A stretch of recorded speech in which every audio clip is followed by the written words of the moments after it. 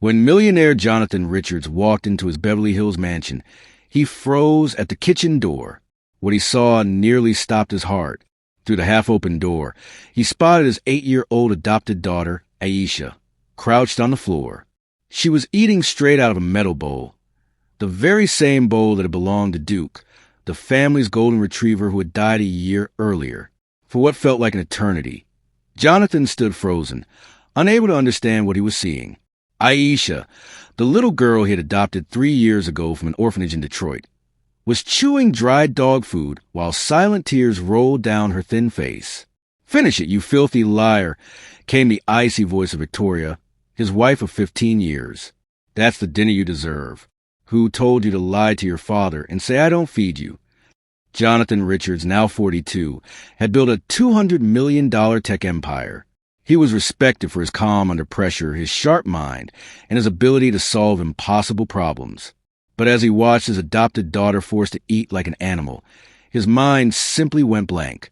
The horror hit him even harder when he remembered a phone call from 2 hours earlier. Aisha had whispered from home that she was hungry because Victoria hadn't made her lunch again. Jonathan had laughed it off, thinking she was exaggerating, and promised to bring pizza later. "Daddy won't believe you," Victoria added with a mocking smile. "He knows I take care of you. We're a happy family, aren't we?" And then came a reply that broke Jonathan's heart. "Yes, Mommy Victoria, we're a happy family." Aisha's voice was small and shaky, carrying a painful truth no child should ever know. It was the sound of a little girl who had learned that survival meant lying about her suffering. Jonathan silently stepped back, his chest pounding. For 3 years, he had traveled the world running businesses, trusting Victoria to be a loving mother. The smiling family photos on Instagram, the good school reports, the forced smiles at dinners. It had all been a carefully crafted lie. And in that hallway of his $10 million mansion, Jonathan finally saw the truth. He hadn't saved Aisha from an orphanage. He had unknowingly delivered her into a nightmare disguised as paradise. But Victoria had underestimated the man she married. Jonathan wasn't just a millionaire tech genius. He had once been the only black kid in an elite Connecticut prep school, facing racism that no amount of money could shield him from. He knew cruelty when he saw it. If you think the story has already shown betrayal at its worst, stay with it, because what happens next will reveal secrets too dark to stay hidden. 3 hours later, Jonathan sat in his private office at the top of the mansion. His body was there, but his mind was still in that kitchen. He texted Victoria, saying he had an urgent international call and would eat later. What he really needed was time to think. He opened his laptop and began reviewing the last 3 years of family life. Like analyzing business data, he spotted patterns he had missed before. Victoria's Instagram posts always showed her glowing in the spotlight, while Aisha was blurred in the background. School reports mentioned that Aisha often arrived late and looked tired. Victoria always excused it by saying the girl had trouble adjusting and needed discipline to fit into their wealthy world. "She comes from a rough background," Victoria would say with a fake, condescending smile. "I have to be strict so she learns how to behave in our social class." The words cut deeper now, reminding Jonathan of his own childhood. At 8, he had been the only black child in an elite school, the son of hard-working academic parents who sacrificed everything for his future. He knew the sting of discrimination disguised as standards, but he had never imagined such cruelty could live inside his own home. He unlocked his desk drawer and pulled out what looked like a simple phone charger, but it was actually a hidden audio recorder. Over the years of building his empire, Jonathan had learned that power without proof was useless. Now, proof was what he needed. As he carefully planted hidden devices around the mansion, small details from the past began to make sense. Victoria always insisted he travel more, especially on weekends. "Aisha needs routine and discipline," she would say. "It's better without interference." Interference. The word now sounded like what it truly was. She had been keeping him away from his own daughter. That night, around 10 p.m., Jonathan quietly came downstairs. The house seemed still, but faint voices drifted from the TV room. He tapped his phone, connecting to the recorder, and listened. It was Victoria. She was on the phone with her younger sister, Rebecca. No, no. She's under control, Victoria said coldly. Jonathan is never around, and when he is, Aisha knows what to say to keep him happy. It's all about training. Don't you think you're going too far? Rebecca's hesitant voice replied. Rebecca, please, Victoria scoffed. You saw those children at the orphanage, wild, uneducated. Someone has to civilize her, and Jonathan is too soft to do what's necessary. She sees a needy little girl and thinks I'm playing the savior. Jonathan heard Victoria sneer through the monitor, but I see reality. Jonathan just wants that progressive image, feeling proud of saving a black child. It makes him feel like a hero. As for me, well, someone has to clean this big house, right? Her cruel laugh filled the speaker, and Jonathan's knees nearly buckled. It wasn't just neglect. Victoria saw Aisha as cheap labor. And worse, she saw him as nothing more than a fool blinded by his own ego. But Victoria had made a critical mistake. She had underestimated her husband. Jonathan Richards hadn't built a $200 million tech empire by being naive. He had grown up surrounded by people who smiled his face while plotting against him. He knew betrayal when he saw it. And he had learned early on that real revenge doesn't come from rage. It comes from patience and strategy. That night, while Victoria slept beside him, Jonathan stayed awake for hours, collecting proof. He dug through bank transfers she thought he didn't track. He found text messages bragging to her friends about how she had tamed Aisha. He uncovered medical records she had altered to hide signs of possible abuse. Each file he saved felt like placing a chess piece in the perfect spot. At 5 a.m., Jonathan did something he hadn't done in years. He cooked breakfast. He went back into the kitchen where his heart had shattered hours earlier and started making pancakes, Aisha's favorite. At 6, the little girl came in, already dressed for school. Her eyes widened in shock at the sight of her father flipping pancakes. Victoria entered moments later, annoyance flickering across her face. What a sweet surprise, she said with a forced smile. Daddy's making breakfast for us. Aisha hesitated before sitting down, glancing nervously between her father and Victoria, unsure if it was safe to be happy. Jonathan smiled warmly at her. Eat up, princess, he said, piling pancakes onto her plate. You need your strength to grow strong. Victoria chuckled, but there was tension in her tone. Be careful not to spoil her, dear. You know how children can take advantage of kindness. Jonathan turned to her and calmly replied, Sometimes, Victoria, people take advantage of kindness in ways we can't imagine, but there's always a day of reckoning. Aisha looked at him in confusion, too young to grasp the meaning, but Victoria understood. For just a second, fear flashed in her eyes before she masked again.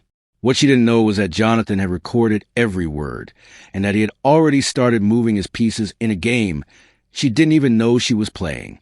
For years, she had treated him like a wallet and a status symbol, convinced he would never fight back. But Jonathan Richards, the man who built an empire at 25, wasn't someone who tolerated betrayal, especially when it meant hurting the daughter he had sworn to protect. Over the next week, Jonathan became the most attentive husband Victoria had ever seen. He came home early from work, organized family dinners, and even suggested a Disneyland trip. What a romantic phase, Victoria bragged to her friends at the Beverly Hills Club. Jonathan's been so affectionate. He must be feeling guilty for traveling so much. What she didn't realize was that every hug gave Jonathan a chance to install more hidden devices. Every romantic dinner was an opportunity to study her behavior when she thought she was safe. By Friday morning, Jonathan shocked everyone. He canceled a $40 million meeting to take Aisha to school himself. Victoria tried to stop him, saying it would disrupt her routine, but he smiled and insisted, I want to spend more time with my daughter. She assumed it was guilt. In reality, it was determination. On the drive, Jonathan watched Aisha through the rearview mirror. She sat perfectly still, her tiny hands folded neatly in her lap, as if trying to disappear. Aisha, he said gently, you know you can tell me anything, right? Her eyes filled with panic. I'm a good girl, Daddy. Mommy Victoria always says I'm good when I behave. The words cut Jonathan like a knife. That single phrase confirmed everything. The abuse wasn't occasional. It was constant, and it was destroying her spirit. That afternoon, while Victoria was at her spa appointment, Jonathan met with his closest confidant, Marcus Thompson, his attorney of 15 years. Marcus wasn't just his lawyer. He had been his best man, his advisor, and was one of the most feared family law attorneys in California. "Jonathan, I got your urgent message. What's going on?" Marcus asked as he walked into the office. Jonathan locked the door, activated a signal jammer, and without a word, showed him the recordings. As the videos played, Victoria forcing an 8-year-old to scrub the house, locking her in the dark basement for hours, mocking her over the phone. Marcus's face hardened. "Jesus Christ," Marcus muttered, running a hand through his hair. "Jonathan, this is systemic abuse, emotional neglect, child labor. She could get 10 years in prison for this." Jonathan's voice was steady, but his eyes burned with cold fire. "Prison isn't enough, Marcus. I want more." "I want her to lose everything," Jonathan said firmly. "The house, the money, the social status, everything she values more than my daughter." Marcus's face grew serious. "This is war, Jonathan. Once we start, there's no turning back. Are you ready?" She declared war the moment she put dog food in front of Aisha. Jonathan replied coldly, "I'm just finishing what she started." That weekend at Disneyland, Jonathan saw something he hadn't seen in years, his daughter's real smile. Aisha's eyes sparkled on the roller coasters.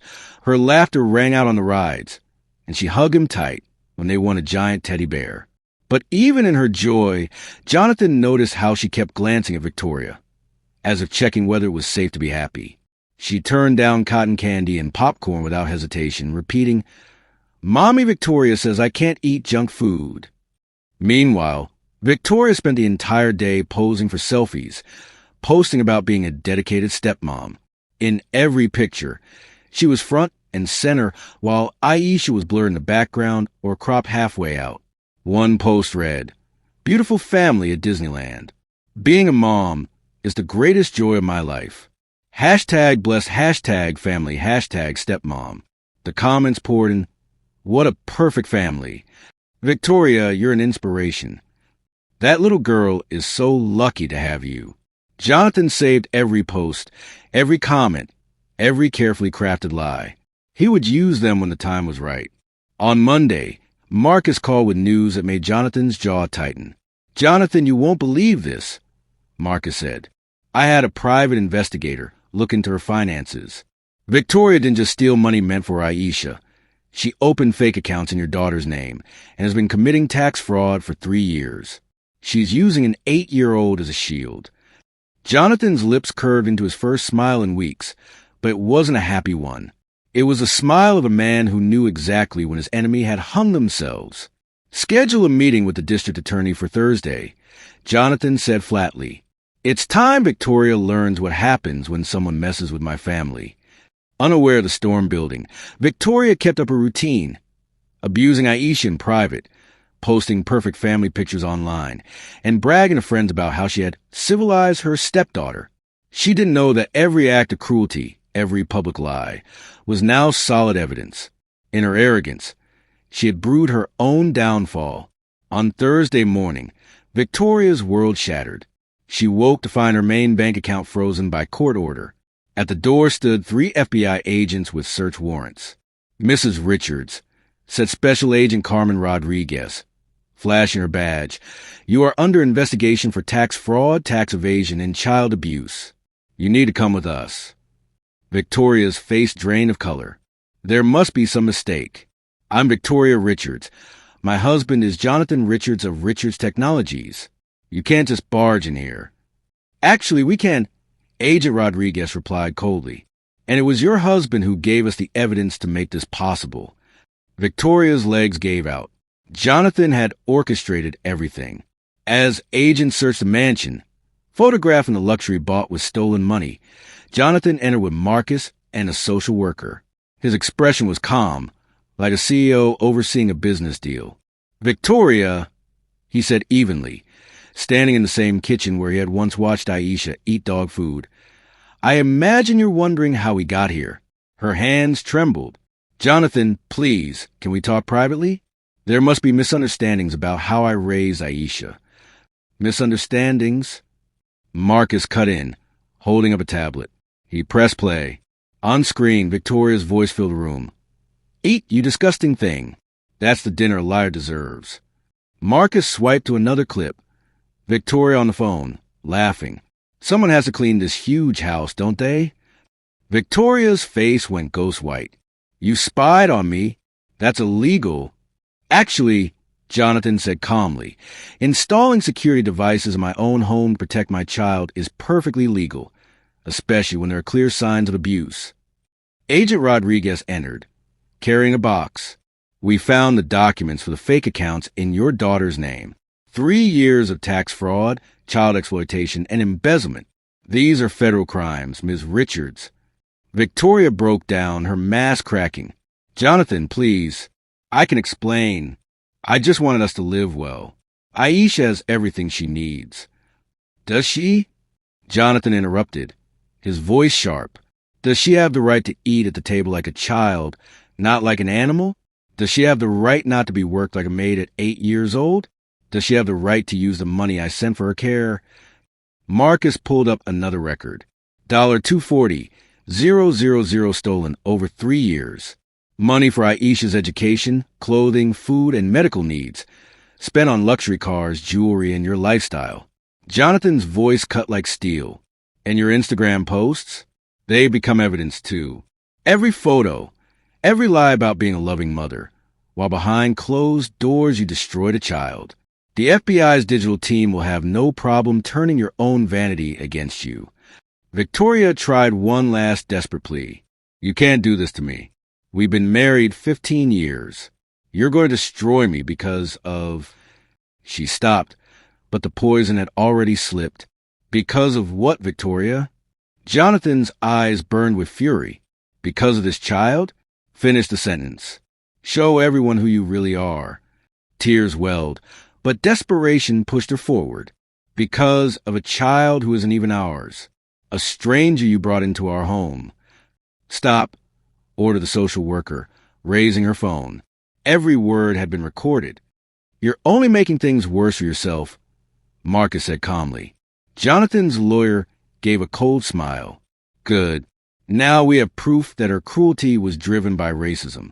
That makes this a hate crime, and the punishment will be much harsher. The realization finally sank in for Victoria.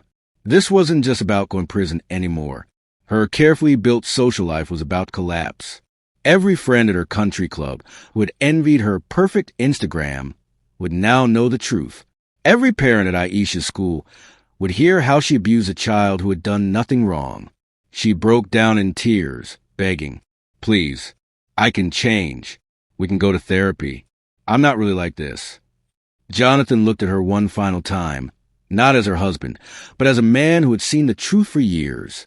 Victoria, you've been showing us who you are for 3 years. The only difference now is that the whole world will see it, too. Moments later, federal agents let Victoria out in handcuffs, past neighbors who had gathered to witness her downfall. And in that moment, one truth became clear. Sometimes justice doesn't come from the courts, but from the natural consequences people create for themselves when they choose cruelty over kindness. 2 years later, Aisha stood proudly on stage at Beverly Hills Academy, one of California's most elite schools. She was accepting the award for Best Fourth Grader. Under the bright lights, her curly hair shimmered and her smile was brighter than ever. No shadows of the past remained. I want to thank my daddy, she said into the microphone, her voice steady and proud. He taught me that being different isn't something to hide, but something to celebrate. And he showed me that family is the people who love you for who you are, not the ones who hurt you for it. Jonathan's eyes filled with tears of pride as he watched from the audience. Sitting beside him, Dr. Patricia Williams, the child psychologist who had helped guide Aisha's healing, whispered, You didn't just save a child, Jonathan. You saved her spirit. The change in Aisha had been steady but remarkable. She no longer woke up screaming from nightmares. She laughed out loud during movies. She sat at the dinner table, telling funny stories about her day. She had sleepovers with friends and weekends filled with play. At last, She was living the childhood she deserved. Jonathan's company, Richards Technologies, not only survived the scandal, it flourished. His story spread across the media. The millionaire who had uncovered and stopped the abuse of his own adopted daughter. People around the world wanted to partner with a man who had shown unwavering integrity when it mattered most. If you can't protect an 8-year-old child, how can you protect the investments of thousands? Jonathan told Forbes. His words resonated deeply. He was later named CEO of the Year, and his company doubled in value within 18 months. Victoria, meanwhile, faced a very different life. After 18 months in prison for tax fraud and child abuse, she had nothing left. The divorce left her penniless. The prenup she once thought meaningless stripped her of all protection, and the fraud charges erased any chance of appeal. Her Instagram, once boasting 200,000 followers, was deleted after floods of hateful comments. Former friends ignored her in public. Even her own family cut ties, embarrassed by the scandal. Now, Victoria lived in a small rent apartment in Van Nuys, working as a receptionist in a veterinary clinic. The irony wasn't lost on anyone. Each time she saw Jonathan or Aisha in the news, smiling, thriving, she was reminded of her downfall. She even tried selling her side of the story to tabloids, painting herself as the victim of a controlling husband. But no one cared. The video evidence of her abusing an innocent child had already burned her reputation beyond repair. One Sunday afternoon in Malibu, Jonathan and Aisha were baking cookies in their new oceanfront home when Marcus called with unexpected news. "Jonathan," he said, "Victoria has filed for child support. She claims you left her financially vulnerable." Jonathan laughed for the first time in years at the mention of his ex-wife's name. "And what did you tell them?" "I sent over the recordings where she admitted stealing money meant for Aisha to buy jewelry." The judge dismissed her case in less than 2 days. That night, after Aisha fell asleep in her princess-themed bedroom, Jonathan reflected on everything that had happened. The real victory wasn't seeing Victoria in prison, though that had brought some satisfaction. The real triumph was hearing his daughter's laughter echo through their home. Victoria had tried to break Aisha's spirit out of greed and prejudice. Instead, Jonathan built her a world where she was not just safe, but celebrated. A world where her differences were her strength. The little girl who once ate dog food in secret now dined in fine restaurants. Not because of the money, but because she deserved to be treated like the princess she had always been. Aisha didn't just survive. She blossomed into a confident, joyful, deeply loved child. Jonathan still sometimes thought about that night in Beverly Hills, when he found his daughter eating from a dog's bowl. The memory still hurt him. But now, that pain served a different purpose. It reminded him daily to protect what mattered most. He had learned that the measure of a man isn't the wealth he gathers or the power he holds, but in how he protects those who cannot protect themselves. Victoria had forgotten that lesson and paid the ultimate price, losing the chance to be part of the incredible life Aisha would grow into. Jonathan discovered that the greatest revenge is not in destroying those who wrong you, but in creating something so beautiful that their betrayal no longer matters. He hadn't just saved his daughter. He became the father she had always deserved. Sparkles at the story of a father's love turning injustice into triumph touched your heart. Subscribe for more powerful stories that prove sometimes the best revenge is to live so well that your enemies can't touch your happiness.